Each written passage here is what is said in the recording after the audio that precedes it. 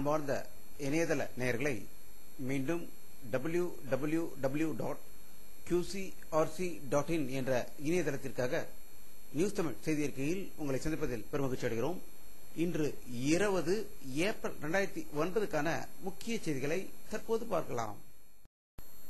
இந்திய எல்லை பகுதிகளை வேவு பார்ப்பதரும் மற்ற நாட்டவர்கள் தீவிரவாதிகள் உள்ளே வராமல் வேவு பார்ப்பதற்காக BSLV C-12 ராக்கெட், இஸ்ரோவின் RJZ-2 சென்னை பல்கலைக்கழகத்தின் அணுசெட் ஆகிய இரு செயற்கைக்கோள்கள் காலை 8:45 மணிக்கு சென்னை அடுத்த ஸ்ரீஹரிகோட்டாவில் உள்ள சதீஷ் தவான் ராக்கெட் ஏவுதளத்திலிருந்து வெற்றிகரமாக செலுத்தப்பட்டுள்ளதாக தகவல்கள் வெளிவந்து கொண்டிருக்கிறது.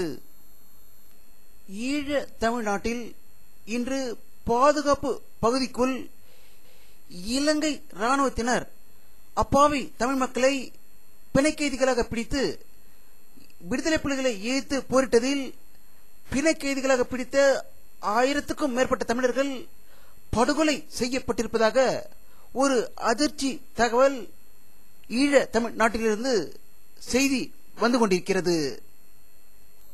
இலங்கையில் போர் நிறுத்தம் ஏற்பட சோனியா காந்தி நடவடிக்கை எடுக்க கோரி சென்னையில் 20 பெண்கள் நடத்தி வரும் சாகும் வரை உண்ணாவிரத போராட்டத்தின் 8வது நாளாக இன்று 4 பெண்கள் சுயநினைவு இழந்ததால் அவர்கள் உடனடியாக மருத்துவமனைக்கு கொண்டு செல்லப்பட்டதாக தகவல்கள் வெளியாகிக் கொண்டிருக்கிறது.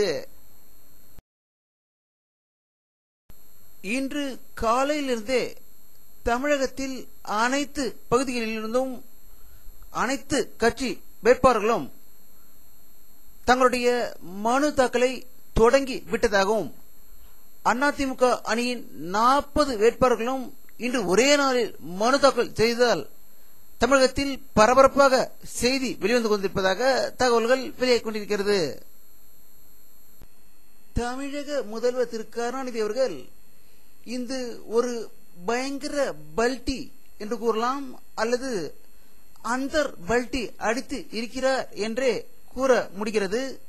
அப்படிப்பட்ட ஒரு நிகழ்ச்சி என்னவென்றால், இன்று செய்தியாளர்களை சந்தித்த தமிழக முதல்வர் கருணாநிதி அவர்கள் நான் விடுதலை புலிகளை தீவிரவாதிகள் அல்ல என்று கூறியதாகவும் அப்படிப்பட்ட செய்தியை அந்த தொலைக்காட்சி செய்தியாளர்கள் திரித்து கூறிவிட்டார்கள் என்று பல்டி அடித்திருக்கிறார்.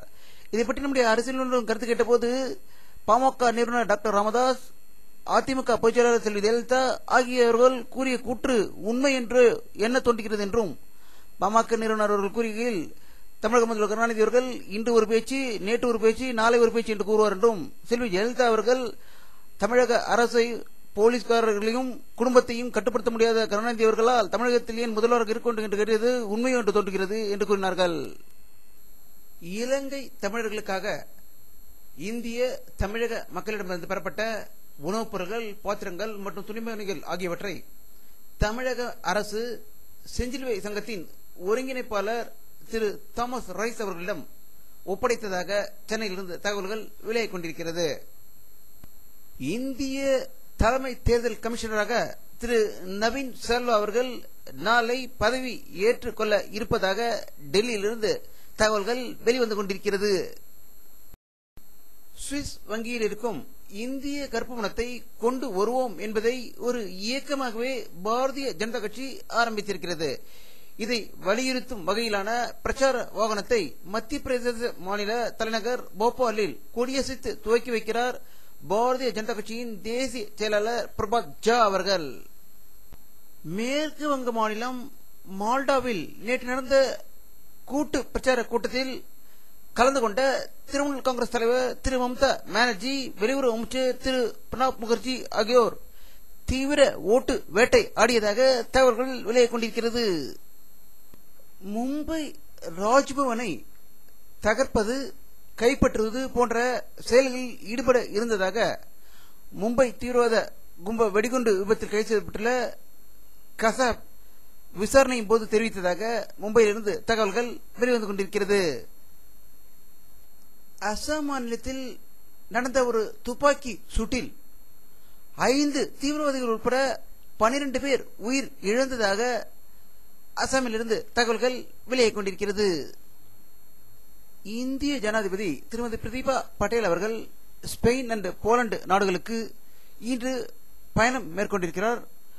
ஸ்பெயின் நாட்டிற்கு முதலில் செல்லும் இந்திய ஜனாதிபதி திருமதி பிரதிபா பட்டேலாக தான் இருக்கும் என்று செய்திகள் வெளியாகிக் கொண்டிருக்கிறது.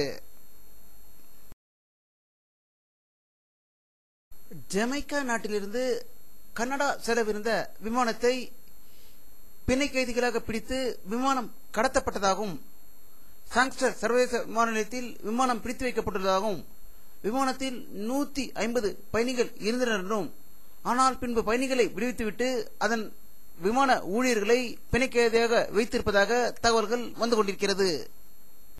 ஈராக் நாட்டில் இன்று தற்கொலைப்படை தாக்குதலில் 8 அமெரிக்க ராணுவ வீரர்கள் படுகாயம் அடைந்திருப்பதாக பாக்தாதிலிருந்து தகவல்கள் வெளியாகிக் கொண்டிருக்கிறது. பிரபல சாப்ட்வேர் நிறுவனமான ஓரக்கல் சன் நிறுவனத்தை வாங்கி இருப்பதாகவும், இதற்கு கடும் போட்டியாக இருந்த IBM இடமிருந்து தன்னுடைய அதிகபட்ச ஏலத்தொகையை கொடுத்து சன் நிறுவனத்தை வாங்கிவிட்டதாக செய்திகள் வெளியாகிக் கொண்டிருக்கிறது. வானிலை அறிக்கை 20 ஏப்ரல் 2009 பிற்பகல் 2 மணியில் எடுக்கப்பட்ட சேட்டலைட் புகைப்படத்தை தற்போது பார்த்துக் கொண்டிருக்கிறீர்கள். தமிழகத்தில் மேகமூட்டம் எதுவும் தெரியவில்லை. ஆனால் தமிழகம், கேரளா, கர்நாடகா இணையும் இடத்தில் மேகங்கள் இருப்பது அதிகம் தெரிகிறது. தமிழகத்தில் வெயிலின் தாக்கம் இன்று அதிகரித்து வந்ததாகவே தகவல்கள் வந்து கொண்டிருக்கிறது. இத்துடன் இந்த செய்தி அறிக்கை நிறைவடைகிறது. மீண்டும் நியூஸ் தமிழ் செய்தி அறிக்கையில் உங்களை சந்திக்குமாறை உங்களிடமிருந்து விடைபெறுவது உங்கள் கே பாலாஜி. நன்றி.